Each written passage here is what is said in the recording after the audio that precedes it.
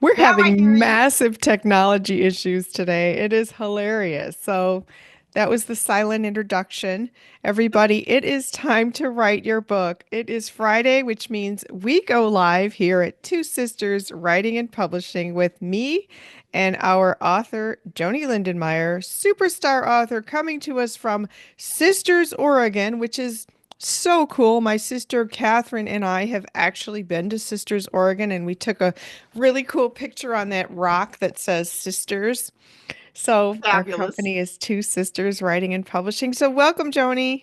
Welcome, welcome from Sisters, Oregon, elevation 3,000, surrounded by these gorgeous pine trees. I'm outside. I hope the lighting is okay. So I'm thrilled to be with you and with everybody. I set my timer for 9:25 Pacific time because I got to be out the door. I'm doing a book event down the street starting at 10. So I've had my timer set so we can jam pack this podcast with all kinds of great stuff, everybody. So stay tuned, get your notebooks ready because you're going to get a lot of good tips from Elizabeth and I today.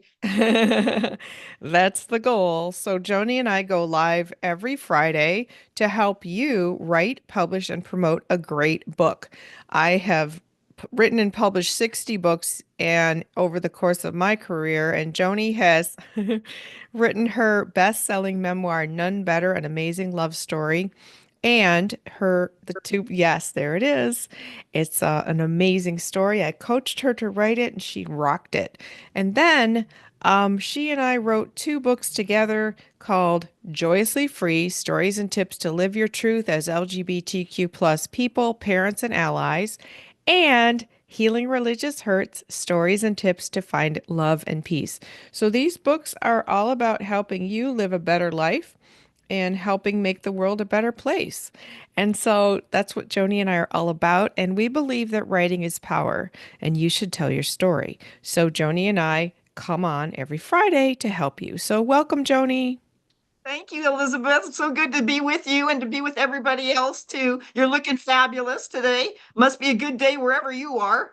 Well, it was like 80 something degrees yesterday and sunny here in Michigan, so it was cause for celebration. Like I was outside I just worship the sun, Mother Nature, the universe, Ooh. God. It's just my happy, happy, happy bliss zone of being out in the sun, like free. I just love it. I literally soak up that energy. It's like I eat sunshine and it's just my favorite. So, And it shows in your hair today. Your hair looks so sparkly blondie-ish. Oh my gosh, it really is. I think it's increased like 20% more blonde. yeah. Sunshine all in you. Yeah, thank you. The sun bleaches my hair lighter. It gets darker in the winter and lighter in the summer, and it's just fun. So, thank you, Joni. And I like to journal outside as well, writing, and I get so many ideas out there. So, and you're outdoors. Is it warm weather there?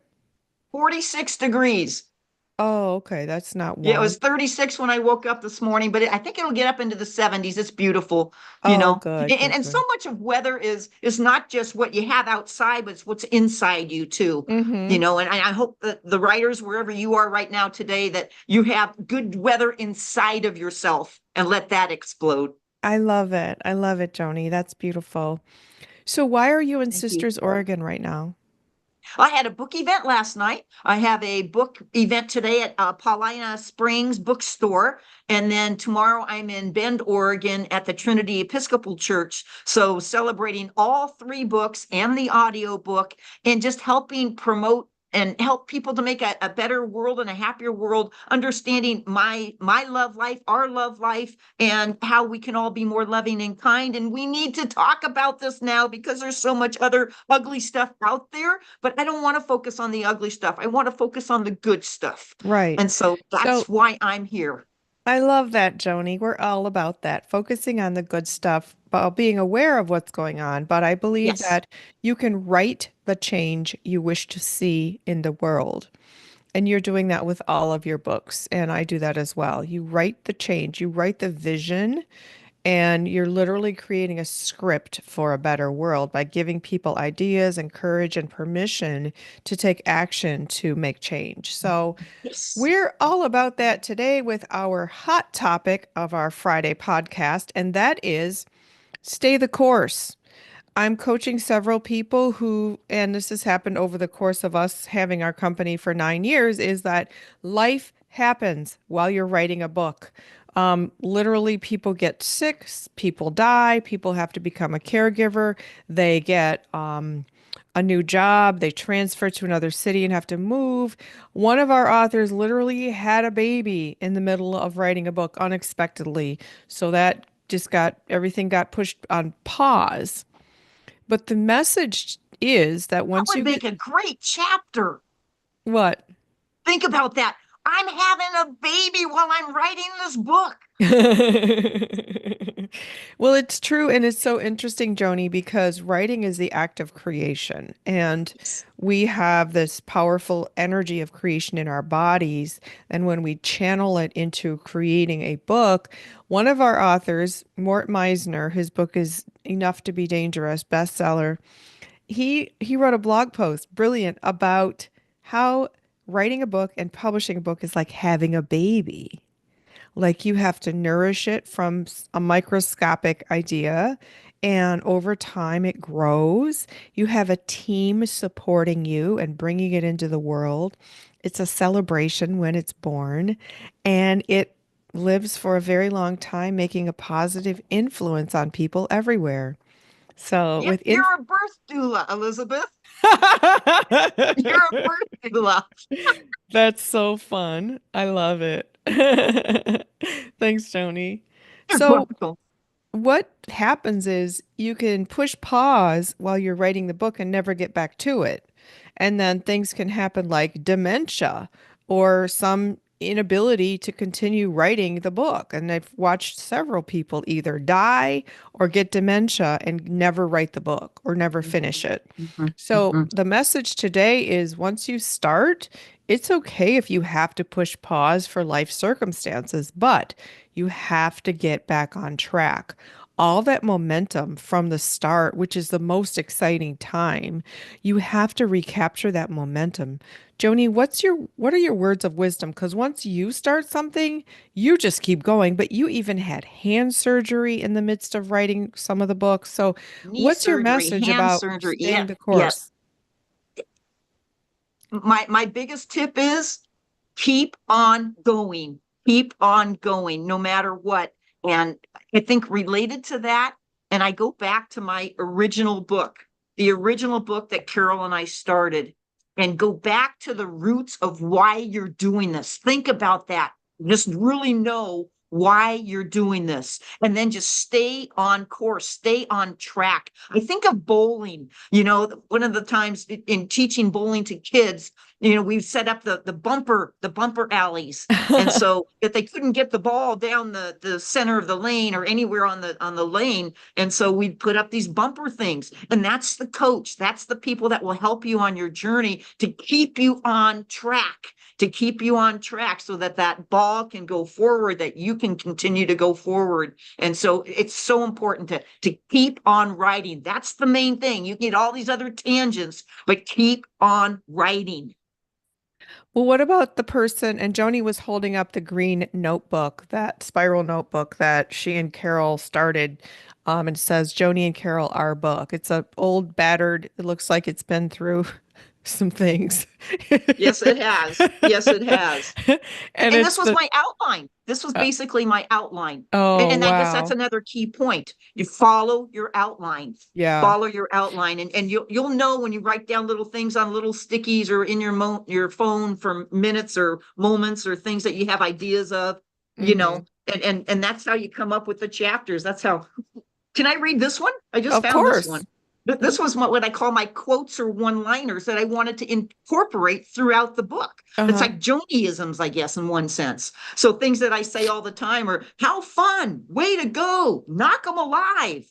I got this, you got this. And so all these different, uh-oh, bless you, bless you, bless you, you're It's sneezing, spring. you've got the allergies going.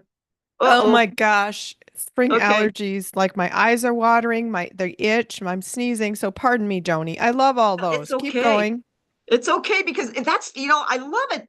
I don't mean that I love that you're having these allergy fits, but what I'm saying is that you will have things happen and you've got to roll with it. You've got to roll with it. So, whatever you want in your book, I hope you have an outline that you can follow and that you can include. And when you have an idea, put that in there. I know a big one for also in my book, None Better, was the part when Carol and I went to sleep every night. I would say, Jesus hold you. She would say, God bless you. And so one day I woke up and I said, put that at the end of every chapter I write in the book, Mm-hmm. and so that's what I did.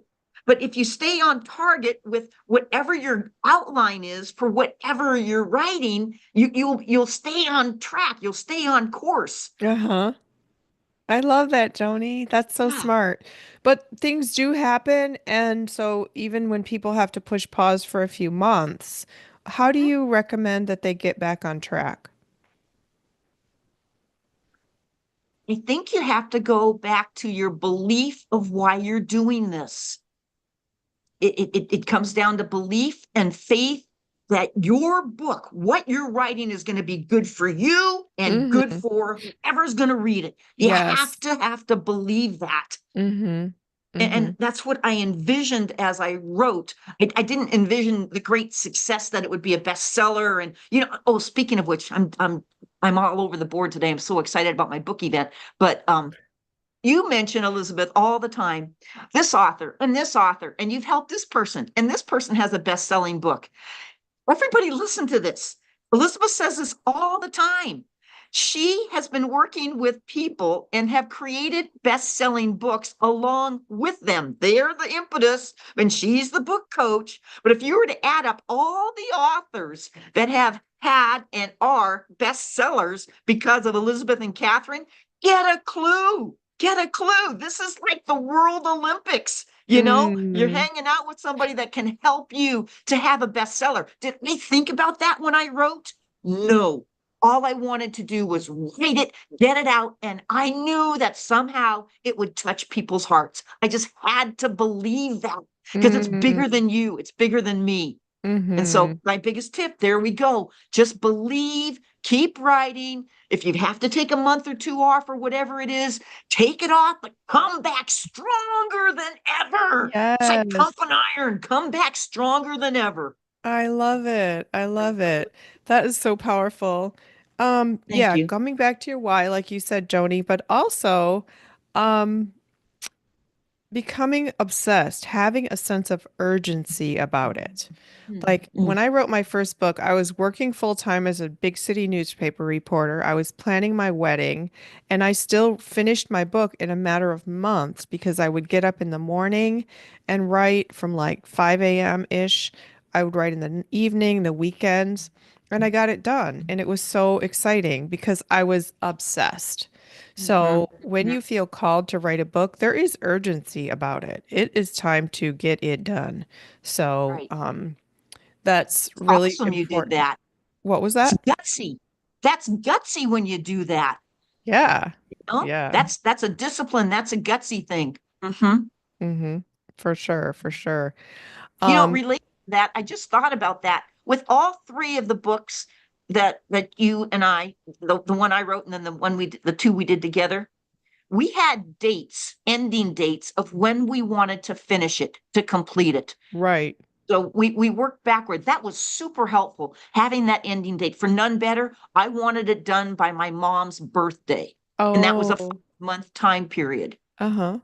And that's what I did. I finished it the day before her birthday because I guess I'm an overachiever. I wanted it done by her birthday. And the same with Joyously Free and Healing Religious Hurts. We had dates at the end of it because we knew what we wanted to do would be next. Uh-huh. So everybody out there, get your date on it. And if you have to change that date for some reason, change it, but then focus on it.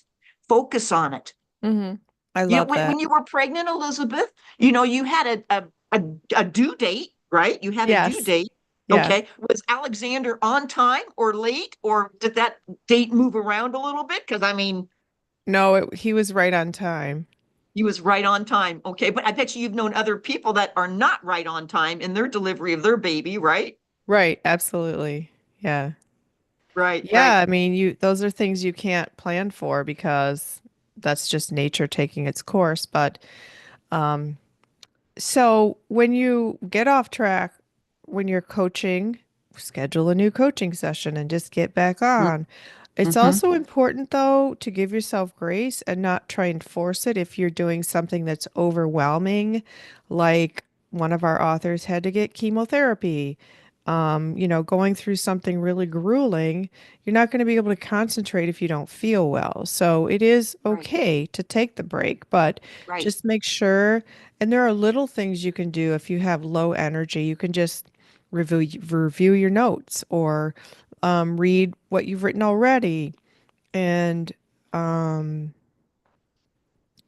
Or it's, re- incorporate pictures. Pick out the pictures you want in there, or graphs you want in there, uh-huh. or quotes you want, or maybe you need permission from somebody to have their name in there or to tell a story about them, and you need permission. So you end up talking with them and chatting with them over the phone. Mm-hmm.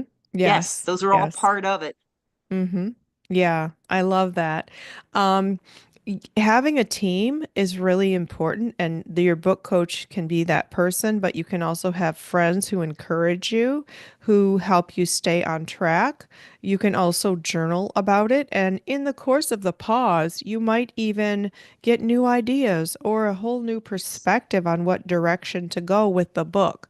So it's all in divine timing. Trust that, but there's free will there. Like you have to find the energy and the discipline to get back on it and stay committed to the end. And if you feel that you've pushed pause because you're afraid, as many authors are, it can be very scary and vulnerable to reveal your innermost thoughts and ideas and experiences that perhaps you've not shared with others. Um, Mm-hmm. Mm-hmm. if you feel that fear is stopping you, or if you're not sure what's stopping you, it's probably fear. And so talk it out with somebody you trust, a Mm-hmm. therapist, a good friend who has your best interest in mind, um, your book coach. I mean, I talk people off the ledge a lot because Yes, you they're do. You sure helped me off the edge a lot. Oh my gollies. Yes. Yes. It's a good way to say that. It's like I want to jump, but I don't want to jump. It's like, here you are, Elizabeth, calm Elizabeth. Joni, well, think about this, think about that. What's your heart saying? And Yeah, prayer corner, sit for a while, be quiet. yeah. Yep, you definitely help people off the edge. Woohoo! Mm-hmm. Mm-hmm. Yeah. So just understand that there can be blocks that you don't understand. I heard a lady talking about it the other day. She's like, I procrastinate, I put it off, I want to do this, but something's stopping me. I don't know what it is. And it's really fear and anxiety because when you reveal your innermost ideas, you set yourself up for potential criticism, sometimes even consequences. If you're like, for example, coming out in your book, who's going to react well and who won't? Could it affect your career, your relationships, your family, your religious community? So there's a lot of factors there, but I believe that what's that saying about the courageous are rewarded? Fate rewards the bold. There's some kind of saying about that. You know, I don't know. okay. Well, when you do bold, courageous things, you are rewarded, even if there are consequences. You could be rewarded in just your self-esteem boosting, that you had the courage to share something really powerful about yourself that enables you to step out of hiding and into your most authentic life where you're just overjoyed and joyously free, right, Joni? Yes. And the opposite of fear is be brave. Mm-hmm. Be brave. And Mm-hmm. that's what you're talking about. Yep. Mm-hmm. Yeah. Be brave. Be Be brave. bold. Be Mhm. courageous. Be brilliant. Be bright. Be positive. Yes, I love that. I love that. So I know that I personally have pushed pause on some of my goddess books. It took me 10 to 15 years to actually publish the first one, which came out last summer, because I'm running our business and I'm tending to our authors and their publishing deadlines. And we're actually publishing three books in June. One is for Pride. One is for Father's Day and one is for Juneteenth. And so the one for Pride, Joni, I want to share on the screen right now because you have an actual quote in the book. You read Pain Before the Rainbow, a Yes. Oh, way to go, biomythographical Jack. anthology by Jack Cooper. This book is so good, and it's an anthology, but it's anchored by a story called Anthony's Sin. And Jack Cooper does a brilliant job of writing about these two young men and their love relationship as teenagers at a time before the rainbow, specifically in the 70s. And by before the rainbow, he means before Pride, before it was okay to be out and open and safe. It was before same-sex marriage was legal. It was before the rainbow allowed people to come out and live and love freely in the workplace, in their religious communities, in their communities with their families. So it's brilliant. So Joni, what are your thoughts about this book, which is now available for pre-sale at twosisterswriting.com? So please, everybody, get this book. It's so powerful. Joni? I think this is like a sequel to None Better. Oh, Jack, this book is phenomenal. I was honored and privileged to read it. As you had asked me to read it beforehand.